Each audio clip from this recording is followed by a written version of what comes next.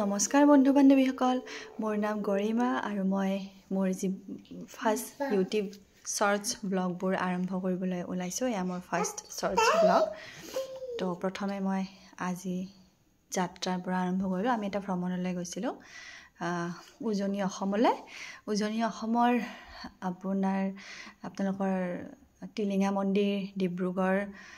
ধলাশদিয়া মাজুলী আমি দৰ্শন কৰিবলৈ গৈছিলোঁ তো আমি যাত্ৰা আৰম্ভ কৰিলোঁ ঘৰৰ পৰা আমি নিউ বঙাইগাঁও ষ্টেচনত আমি নামিলোঁ আমাৰ ট্ৰেইন আছিলে 4:30 বজাত ৰাজধানী এক্সপ্ৰেছত আৰু মোৰ সৰু ছোৱালীজনী চিকি তাই এইটো প্ৰথম ৰেল যাত্ৰা আছিলে আমি 4:30 বজাত ৰেলৰ কাৰণে ৰৈ আছিলোঁ সেয়া মোৰ মা মোৰ সৰু ছোৱালীজনী চিকি আৰু সেয়া মোৰ ভণ্টি আমাৰ কোলাত